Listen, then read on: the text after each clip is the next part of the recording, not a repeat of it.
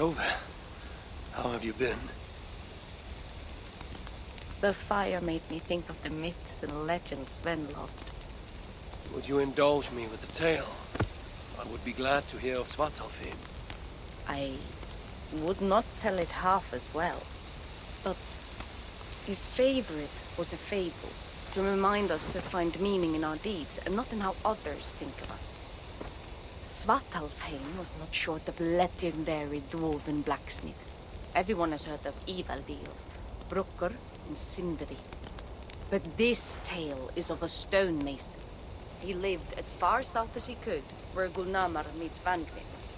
His workshop sat upon the shoreline. Obsessed with glory, his love of masonry had all but died. He scoured the shore, seeking precious stones washed up from other realms. Then he saw it. Something beautiful, glittering, shimmering across the water, upon an island he had never dared travel to. He hastily built a boat, working long into the night. He set sail and found many rocks that sparkled and dazzled upon the island. He cried out in joy. To craft anything from such stones, he would be remembered for all time. Then he felt a sudden sting on his foot. Then another, and another. His eyes adjusted to the dark. So consumed was he by his desire for renown, he failed to realize he had walked into a nest of snakes, until it was already too late. And so, clutching the stone that sealed his fate, there he died. Remembered, yes, but only for his folly. A fine tale, Toby, and well told. Sven would be proud.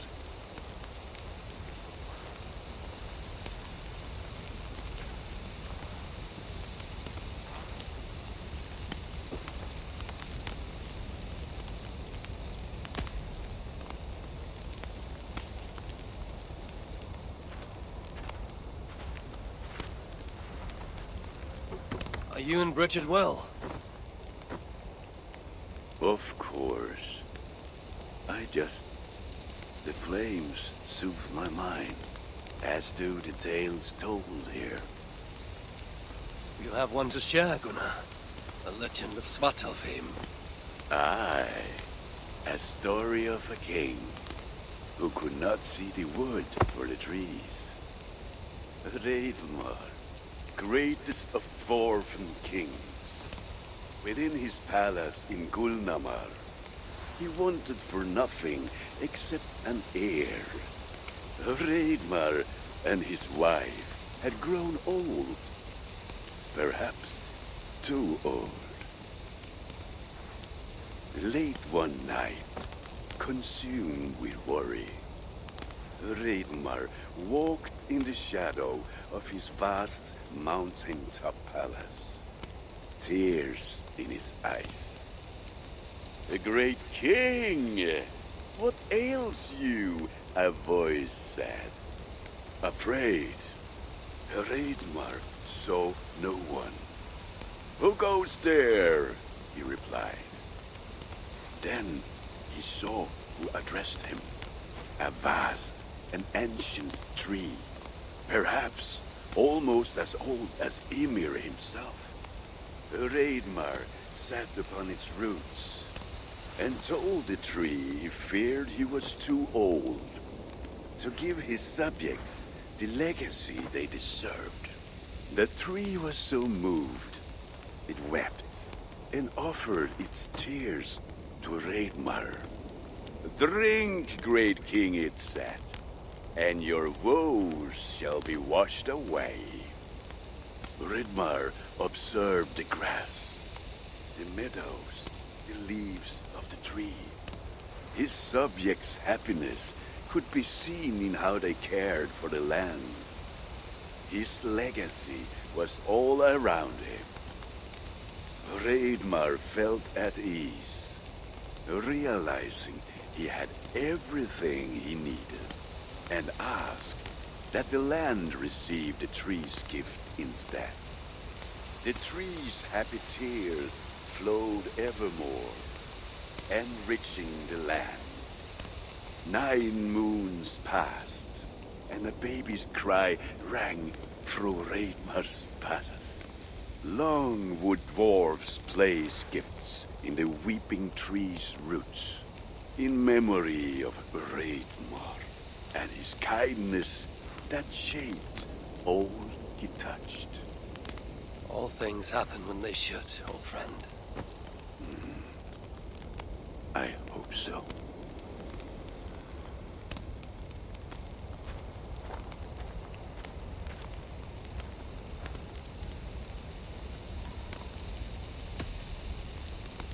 Eivor! Whatever is the matter? Have you been spending too much time drinking Valga's special sauces again? I am troubled by visions of Odin and of Svartalfheim. They flood my mind without warning, without invitation. Aha! Which is how Thor flooded Svartalfheim. Thor, fast to act, but not so fast to think, would stomp and thump and fight and bump everywhere he and Mjolnir should go. One day, he fought a giant in Jotunheim with such ferocity that Thor's killing blow was felt through all 9 realms.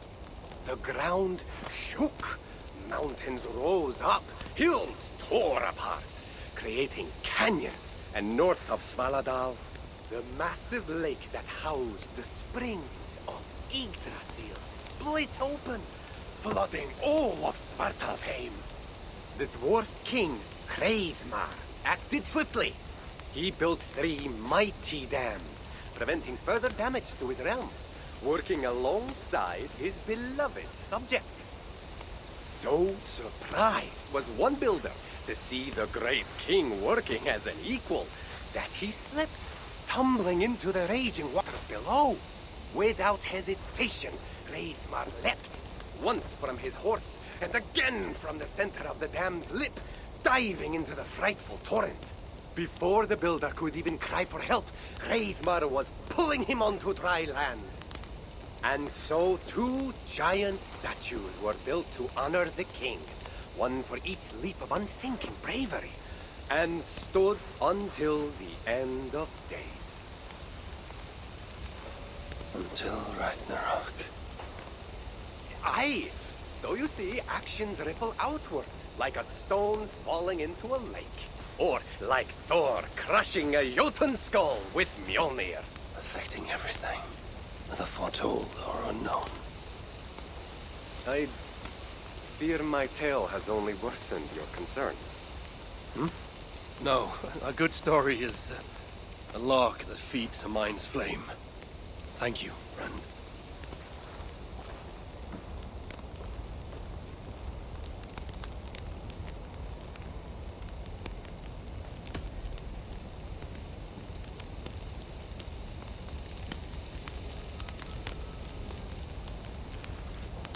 I hear you seek tales of Svartalfheim.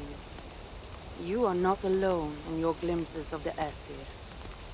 You have seen them too. No. Only the power the visions hold, and their effect on those once held dear. You speak of Sigurd. Do you want my tale or not? There was a dwarven miner who cared only for his work. Mining was all he knew, all he wanted to know, and all he would ever know. One day, he heard a strange noise. All his long life, working in the northern mines of Vangring, he had never known a boulder to squeak. He ignored it at first, but as the hours passed, the squeaking continued relentlessly. When the miner could take no more, he split the boulder apart with his pick, and then he saw a squirrel. Until now, pinned by the boulder, afraid and tired, the freed squirrel climbed into the miner's long beard and slept for 3 days. When the dwarf awoke the next day, he found fruit and nuts waiting for him. A gift from the squirrel, the first the miner had ever received. Finally, the miner had a friend. The squirrel led the dwarf to a stone hill within a lake. There, the dwarf would fish for supper, while the squirrel played in the trees. One night, watching his fishing line, the dwarf drifted off to sleep, smiling, enjoying the happy squeaks of his friend above. When the sun rose, its light did not find the dwarf, for he had turned to stone, his short-lived bliss captured evermore. The squirrel? It never left his side, hoping his friend would awaken, just as the miner had waited for the squirrel to do the same. Sigurd. He is not lost to us.